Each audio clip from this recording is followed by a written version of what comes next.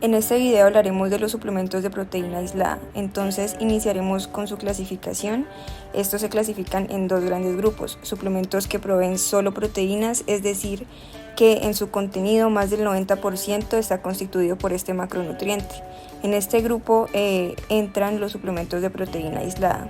También se clasifican en las mezclas de proteínas, que son suplementos de macronutrientes mixtos. Las características de los suplementos aislados en proteínas son que son bajos en carbohidratos, bajos en grasas y bajos en lactosa. Hay diferentes tipos de proteína, entre ellos están proteína whey, proteína caseína, proteína de huevo, de soya y de otras plantas, que viene siendo la proteína de arveja y la proteína de arroz. Entonces, en el cuadro que se presenta en esta diapositiva hay una comparación de diferentes atributos relacionados con las proteínas que les acabo de mencionar.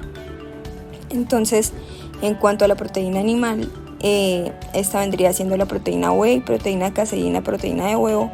Las proteínas a base de planta son la proteína de soya y la proteína de arveja de arroz.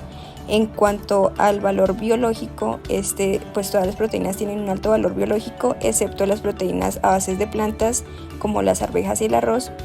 En cuanto al contenido de leucina, varía mucho, y las que tienen un contenido alto de leucina son la whey, la proteína de caseína y la proteína de huevo. La proteína de soya, por otro lado, tiene un contenido de leucina medio, y las proteínas a base de otras plantas tienen un contenido de leucina más bajo. En cuanto al costo, ese también varía, y la proteína de huevo vendría siendo la proteína más cara del mercado. La proteína de soya sería la más barata. Y en cuanto a su presentación, las proteínas todas cuentan con una presentación en polvo. Las que cuentan con una presentación en barras son la proteína whey, la proteína de soya y las a base de otras plantas. Las que vienen listas para tomar son las proteínas whey, las proteínas de soya, y las que son fortificadas son la proteína whey, de soya y a base de otras plantas. Entonces, ¿cuáles son los beneficios de las proteínas? Generalmente, las proteínas tienen un beneficio en la construcción de masa muscular, hueso, cartílago, piel, sangre, enzimas y hormonas.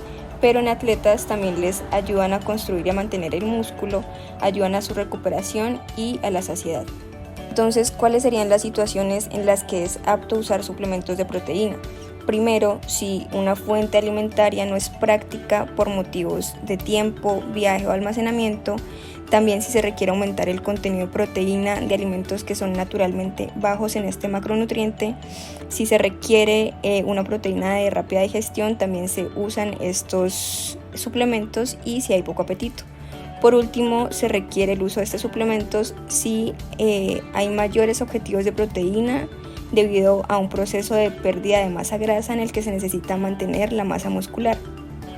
Aquí lo ideal sería aportar 1.6 a 2 gramos de proteína por kilogramo de peso. En el requerimiento de proteína, los atletas necesitan más cantidad de este macronutriente en comparación a una persona sedentaria. Pero ¿cómo se calcula esto? Se toma entre 1.2 a 1.6 gramos de proteína y se multiplica por los kilogramos de peso, dando como resultado el requerimiento diario de proteína de la persona. Algunas recomendaciones serían consumir alimento regularmente, es decir, entre 3 a 4 horas, y recordar que no hay mayor beneficio al comer más de 0,3 gramos de proteína por kilogramo de peso por comida. En la imagen que se ve en la parte de abajo de la diapositiva, este es un ejemplo de menú para un atleta de 75 kilogramos que tiene un requerimiento de proteína de 105 gramos. En el ejemplo menú vemos cómo la cantidad de proteína en gramos va en un rango de 6 gramos de proteína a 22 gramos de proteína por comida. Antes de empezar a consumir suplementos de proteína, debemos intentar suplir los requerimientos de proteína que tenemos individualmente con la dieta. Así que, por eso decimos primero la comida. De acuerdo a esto, a continuación les vamos a presentar cómo se ven los diferentes gramos de proteína en los alimentos. Podemos encontrar que en un vaso de leche de alrededor de 250 mililitros, o 2 lonchas de queso, un bote de yogur de alrededor de 170 gramos y 2 rebanadas de pan de grano integral se pueden encontrar 10 gramos de proteína. También podemos encontrar en el atún, en una lata de atún, o en 3 huevos cocidos, en una lata de 225 gramos de frijoles horneados y en una taza de queso cottage encontramos 20 gramos de proteína.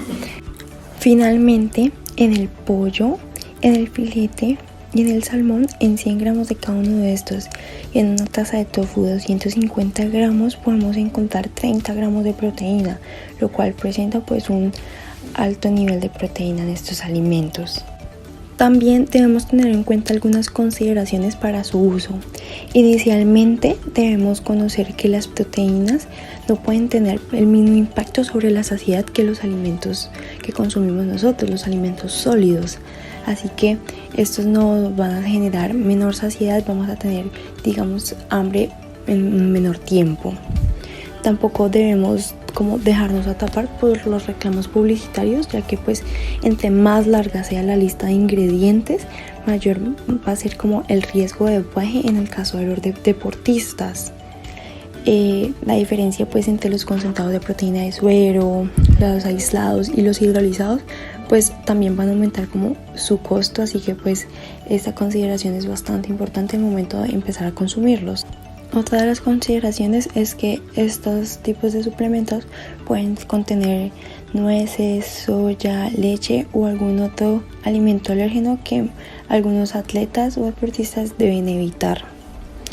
También pues está la preocupación de que estos pueden presentar metales pesados que se encuentren pues en algunos suplementos proteicos.